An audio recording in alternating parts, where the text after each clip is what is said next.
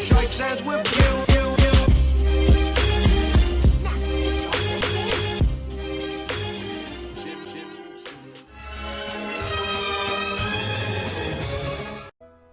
What's popping, ladies and gentlemen?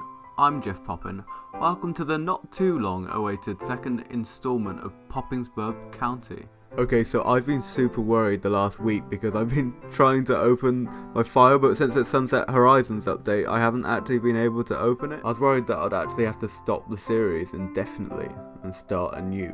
Thankfully though, last night when I was fiddling around with fixes that people posted online by disabling some out-of-date mods that I could manage without for the time being, I opened it and it works. Anyway, before I go on, what I'm doing right now is I'm creating a tram network to basically be the outline of this central area. Because later in the game, when the population starts to go up, this place is going to become quite busy. But I don't want it to be too busy with cars.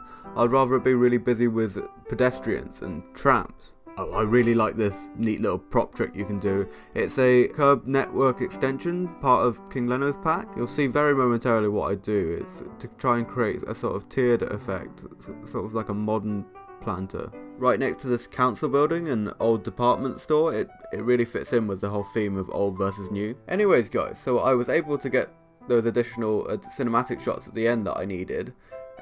I really hope you like it because I love it. More on that later, but if that's all you've got time for, there'll be a time frame to skip to now in the corner of the screen.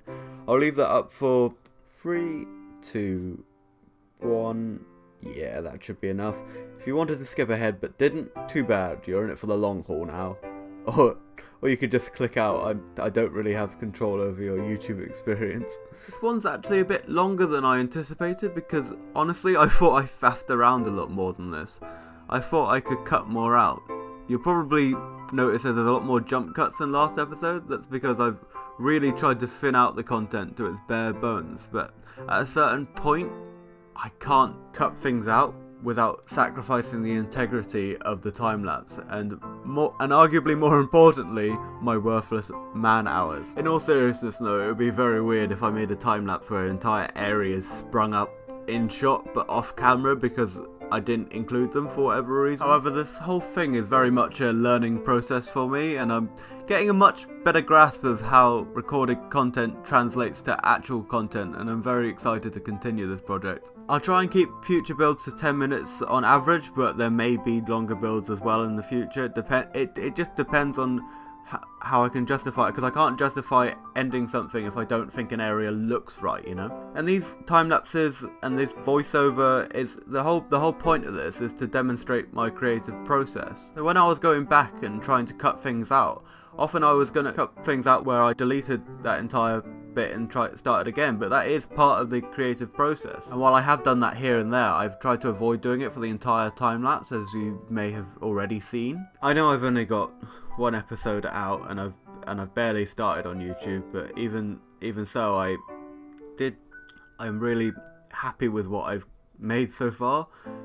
It may be small, it may be a bit pitiful, but I can't just stress enough how long I've wanted to do something like this. I've been watching YouTubers do this for so long, and I knew I have the ability to create like them. And as bad as being quarantined is, as bad as COVID-19 has affected us all, it's given me the ability to pursue my project. And whilst I technically did start this project before lockdown, I know in my heart that I would not have put the time aside to start the ball rolling, because once the ball started rolling, it all starts to come together. And I know I will try my hardest to continue this project after lockdown, whenever that may be. So just a little PSA to anyone watching: if you have any creative project that's been sitting in your drawer forever, or just rattling around in your head, just start it. There's never been a better time to start it. We might as well find the silver lining in this terrible, awful cloud. And that is why, wait for it, I'm proposing I start a Discord. The Discord group will be called Quarantined and Creative, and it will be for people to post whatever they want and update everyone on their projects. There'll be a general channel, of course, but there'll be separate channels for different types of creative works. Like there'll be a writer's channel and like an artist channel. The artist channel will be like a drawing of the day thing. Like every day there'll be a new thing to draw, and everyone in it is encouraged to submit something. Even if you don't see yourself as a kind of creative person, I really can't stress enough how much in these times your mental health and your well-being are greatly helped by creating things. Even if it's shit, even if it's garbage, everyone's got to start from somewhere. You've got to progress. You've got to build on something. Write a short story or just draw something, anything, just get that ball rolling. Different channels will have like different events and stuff organised for when we meet up and just talk about what we've done and how we progress, or if we haven't progressed, what we thought about doing, and just getting the feedback that we need to improve. I really hope that you consider joining. I won't be able to make this work without other people, but I will try my hardest to make sure this thing takes off. I don't mean in numbers of people, but I mean for however many people end up being involved. I want it to work for them. I want it to help people with their creative processes, but also to help people just stay connected. I think at this time people need an excuse to chat, and it would be amazing if I could help facilitate that. Anyways, this episode actually cost me a bit of money because I had to hire someone from Fiverr in order to make the cinematics. I really hope you think it was worth the money. I bloody do. I think he's fantastic. I think his voice is perfect. It really just fits in and adds a sense of realism that I didn't think I was gonna get from the cinematics at all.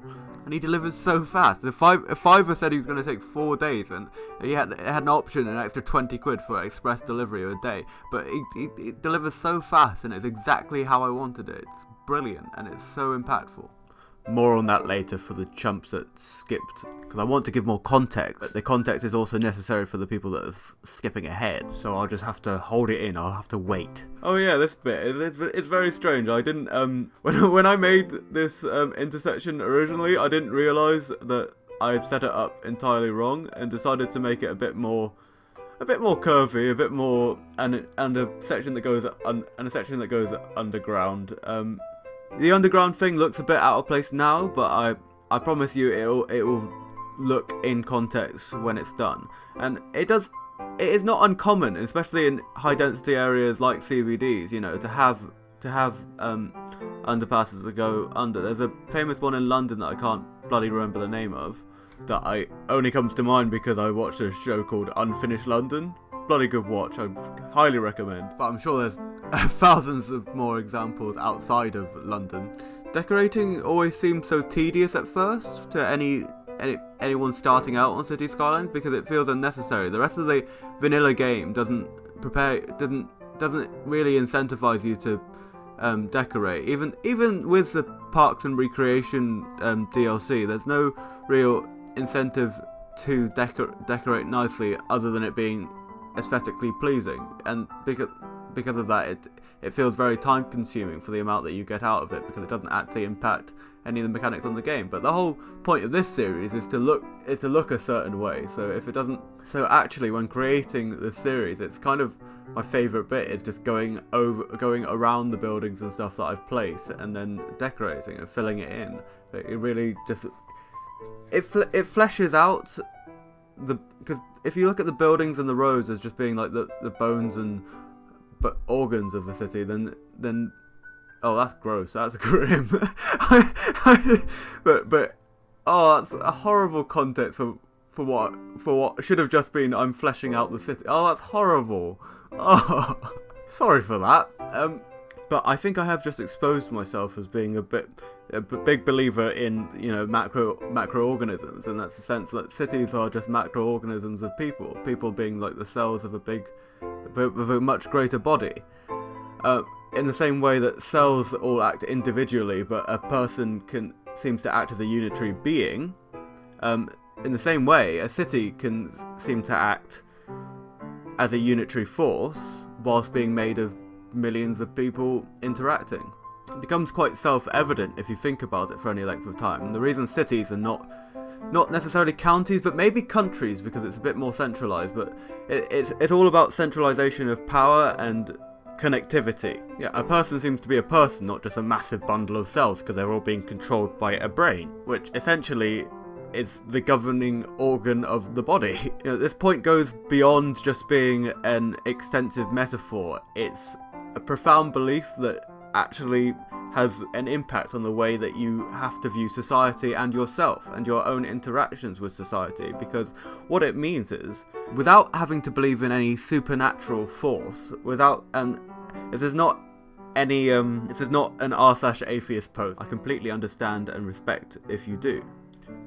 But it lets secular people, even without the supernatural, to believe that they are part of something much bigger than themselves, very believably, and not in any loose, intangible sense. How a collective of people's interactions with each other and everyday goings-on define a city's personality and character is just phenomenally interesting. You know, the kind of person that would live in Reading is not the same kind of person that would live in Bath or Nice, or whilst that may not be entirely true, then people probably do emigrate between those cities. But my point is that people are attracted to different kinds of cities based on the city's personalities. The towns and cities that we live in begin to define us also. That's something I've tried to keep in mind when creating Poppinsburgh. I'm not trying to create my dream city, I'm trying to create a city with a deep sense of familiarity, like you've been there before, but not quite. We're using a lot of familiar assets with a lot of familiar brands on them, but a lot of the buildings don't have brands on them. I don't want it to be blatant. I think sometimes when City Skylines creators put brand logos and stuff all over the high street to make it more relatable to what the viewer may have seen of their own high street, it becomes a bit uncanny for me. There needs to be a separation, because Poppinsburgh isn't a real city, but I want you to imagine that it could be. Like, you don't get many high streets with a tram that weaves in and out of it. Not in the UK, not really, not anymore. Maybe Manchester, and there's that one town in London. Oh, and even though I do draw up the tram line, I don't actually have it running when I run the cinematics, and that's for a crucial reason, that it adds to the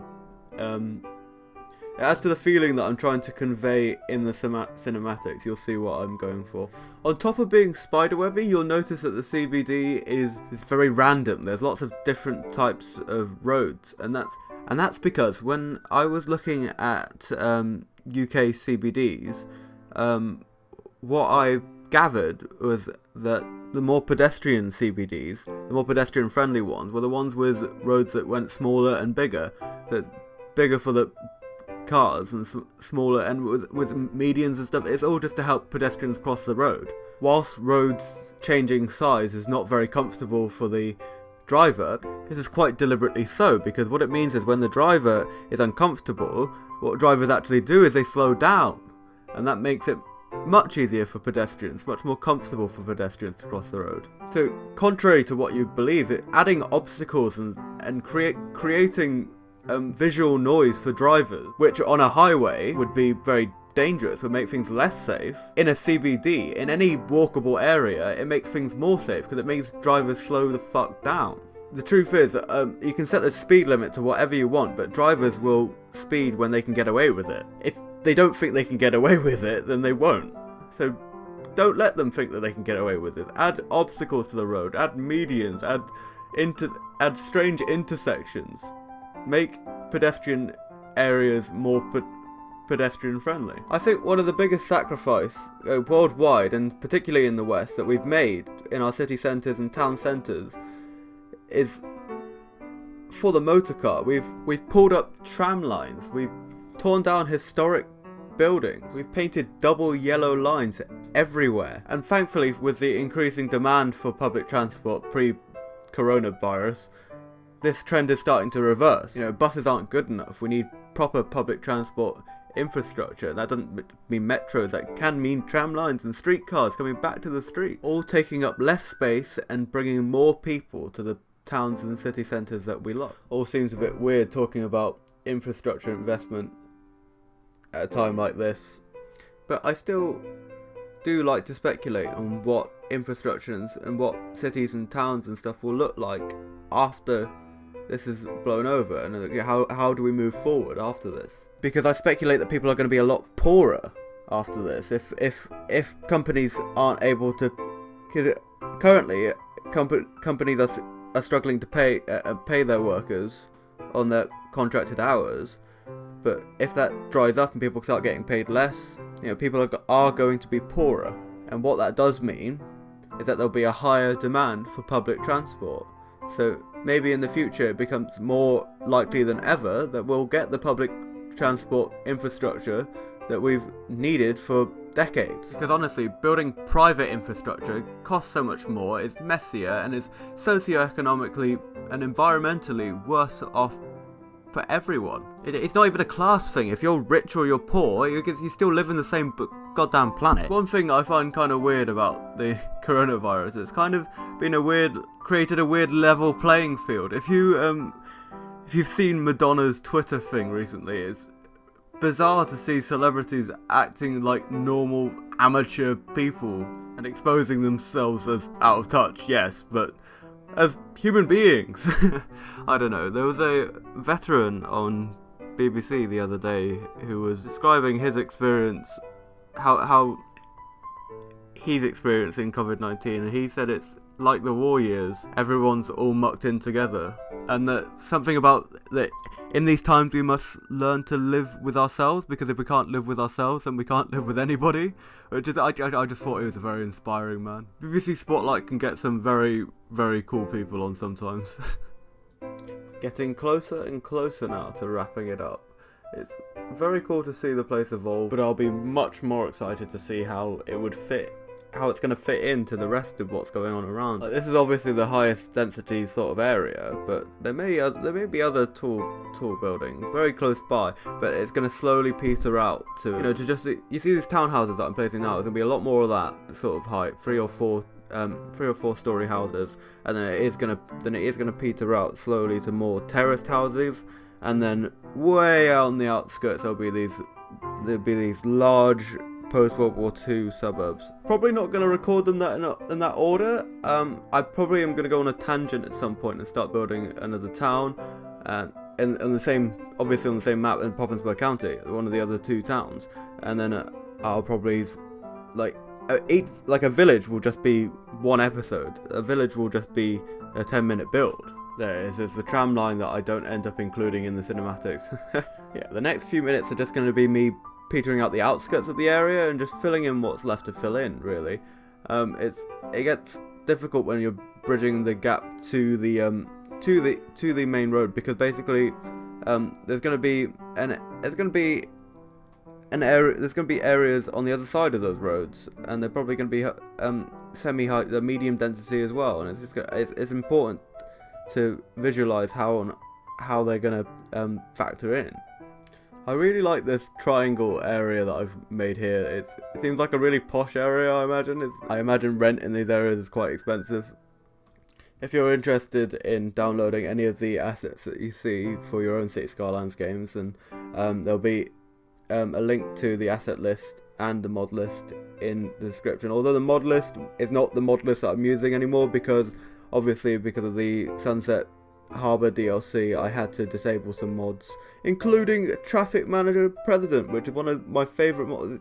You saw me earlier in this video using that mod, and I'm not able to use that mod, which would create some problems maybe later down the line. So hopefully it's going to update soon, because as you maybe can tell by the massive road overhead, I am foreseeing or trying to facilitate and manage quite a heavy amount of traffic.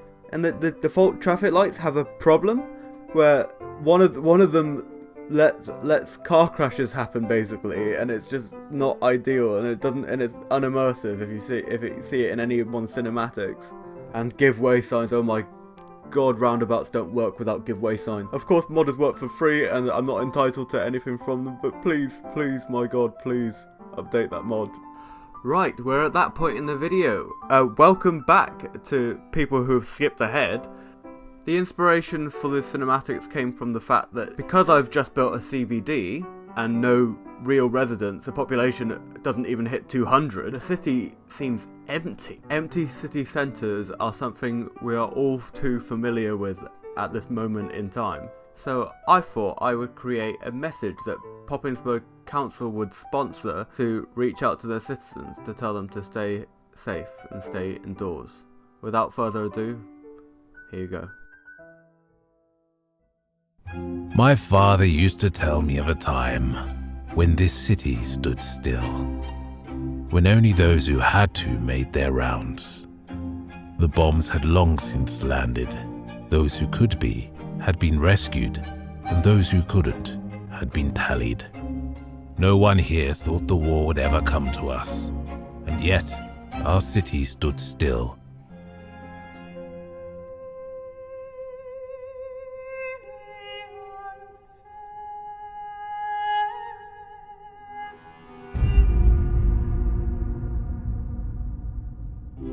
Here we are once again. The news has long since landed, and only those who have to make their rounds. Thanks to our city's health service's best efforts, those who can be are being treated. But the number of people who they could not is rising. I too long for the day when our streets come back to life. But the war is not yet won. For now, the city stands still. Stay safe, stay indoors.